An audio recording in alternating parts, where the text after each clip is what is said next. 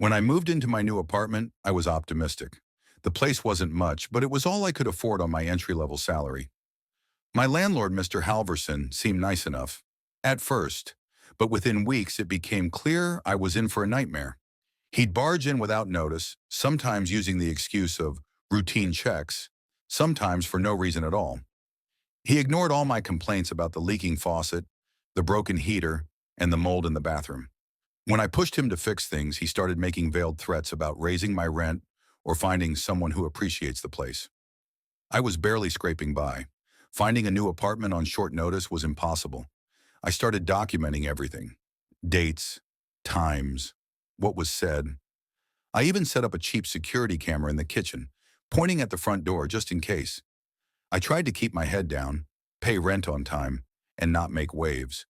But when Mr. Halverson started entering while I was at work, moving things around, unplugging my appliances, I knew he'd crossed a line. I began planning my escape, but the rental market was tight and my lease still had months left. That's when I realized I could either let him bully me or I could fight back quietly and carefully. I decided on the latter. My revenge would be patient, methodical, and, most importantly, undeniable. I just needed time. I started my plan by gathering as much evidence as possible. Every interaction with Mr. Halverson was documented, including the exact times he entered my apartment without notice. I even left subtle traps to see if he'd been inside while I was gone, like placing a hair on the doorknob or marking the position of my shoes. The security camera in the kitchen proved its worth. I caught him on video entering twice in 1 week, rifling through my mail, and even helping himself to a soda from my fridge. When I confronted him about it, he got defensive and accused me of making up stories to get out of rent. I started researching local tenancy laws. To my relief, my state had strong protections for renters. Landlords were required to give 24 hours written notice before entering, except in emergencies. What Mr. Halverson was doing was not only unethical, but also illegal. I printed out the relevant laws and made copies of the footage, keeping everything in a folder labeled insurance papers so he wouldn't suspect anything if he found it. I even talked to a couple of other tenants in the building, discreetly at first, to see if they'd experienced similar problems. Turns out I wasn't alone. One woman, Mrs. Lee, had moved out in the middle of the night because she was so fed up.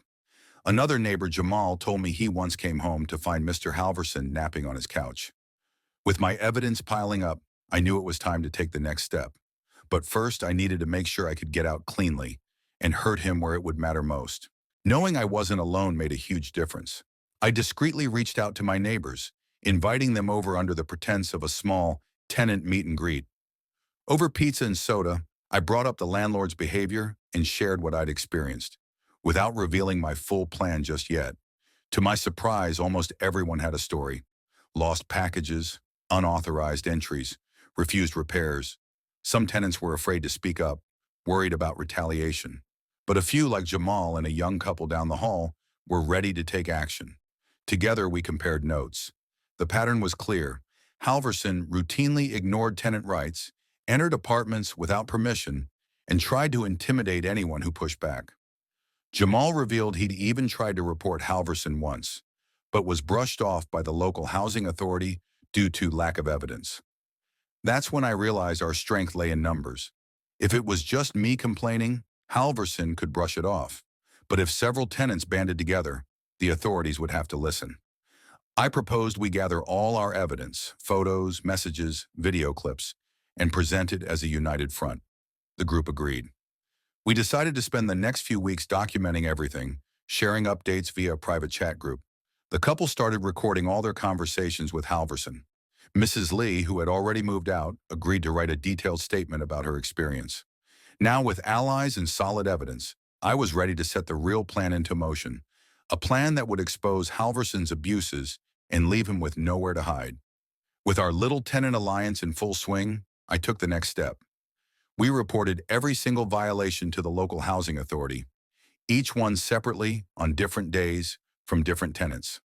The goal was to create a paper trail impossible to ignore. Meanwhile, I started calling Mr. Halverson out every time he tried something shady.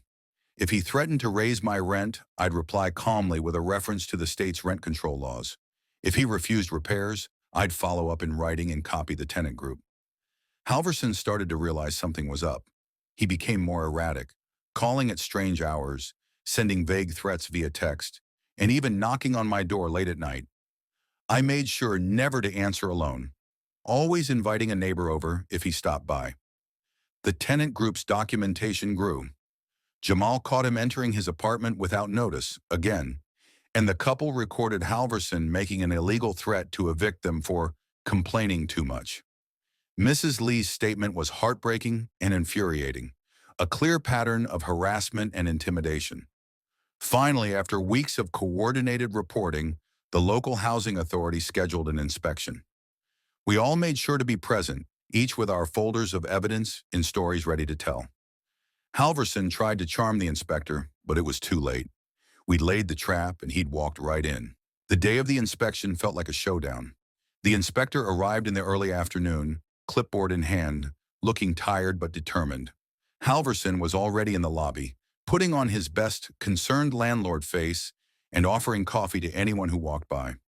One by one, we led the inspector through our apartments, pointing out everything. The broken heaters, leaking pipes, mold patches, faulty locks, and most importantly, the evidence of unauthorized entry. I showed my security camera footage.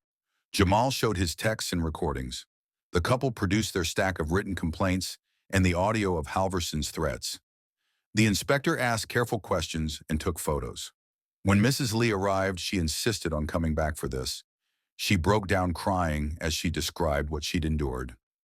Even the inspector seemed shaken. Halverson tried to argue, insisting we were exaggerating and that he was just trying to keep the place safe. But the inspector wasn't buying it. He wrote out citations on the spot and promised to follow up with a formal investigation. After the inspection, the mood among the tenants was lighter than it had been in months. For the first time, it felt like we might actually win. Halverson, on the other hand, looked rattled, his hands shaking as he collected his keys and muttered under his breath. But the best was yet to come. Our plan wasn't finished, we were just getting started. In the weeks following the inspection, Halverson's demeanor changed. He became paranoid, lurking around the property at odd hours and watching tenants with narrowed eyes.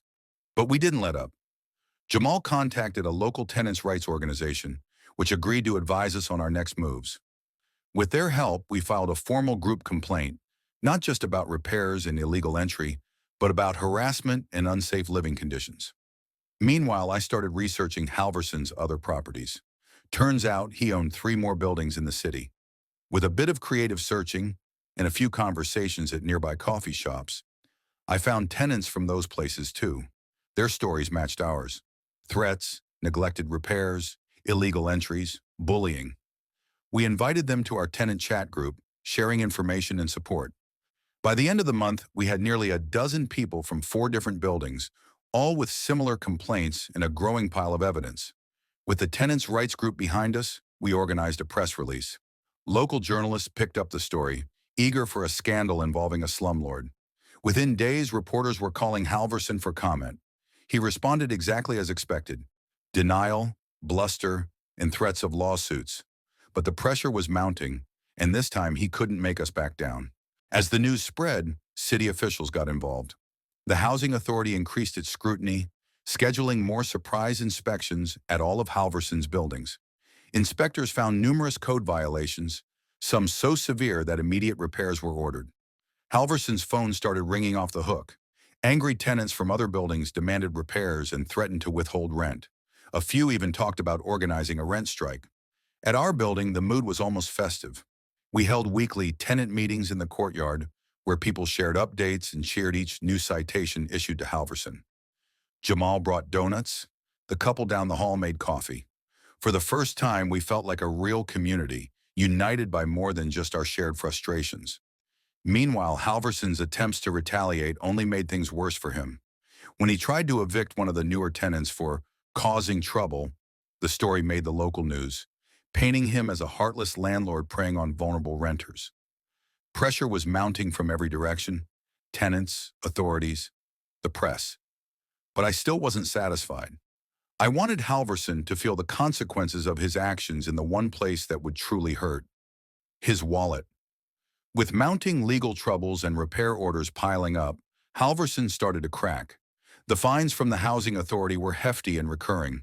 The city threatened to pull his rental licenses if he didn't make immediate improvements. But our tenant alliance had one more card to play. Working with the tenants' rights group, we organized a rent escrow, a legal process that lets tenants pay rent to a third party instead of the landlord until repairs are made. Most of us joined in, hitting Halverson's cash flow hard. Meanwhile, some tenants who had been illegally evicted or harassed began filing small claims lawsuits, seeking compensation for stress, moving costs, and loss of property. The story became a rallying point for renters all over the city, and Halverson's reputation as a slumlord was now public knowledge. Facing financial ruin, Halverson tried to sell the building, but the negative publicity and looming repair bills scared off buyers. He begged tenants to withdraw their complaints, but no one budged. For the first time since I moved in, Halverson was the one on the defensive, scrambling to fix what he'd broken. And the best part? Everything we'd done was legal, documented, and above board. By the end of the year, Halverson was a shadow of his former self. The city had forced him to make major repairs, and he lost control of two of his buildings due to mounting debts. The building I lived in was sold to a new management company with a reputation for treating tenants well. As for me and the other tenants, life improved dramatically. Repairs were finally made, the illegal entries stopped, and for the first time in ages, we could relax in our own homes. Jamal organized a victory BBQ in the courtyard, and even Mrs. Lee, who had found a better apartment, came by to celebrate. The local press ran a follow-up article praising our persistence and documenting the changes in the neighborhood. I felt a deep sense of satisfaction, not just for myself, but for everyone who had been mistreated and ignored. Halverson tried, unsuccessfully, to sue a few tenants for defamation, but the court sided with us. In the end, he quietly disappeared from the city, his properties sold off to pay fines and debts. Looking back, I sometimes marvel at how a quiet, anxious tenant could help bring down a landlord who thought he was untouchable. It wasn't about revenge for its own sake, but about standing up for what was right and making sure no one else had to suffer in silence. The lessons I learned stayed with me. Document everything, stand together, and don't be afraid to fight for your rights.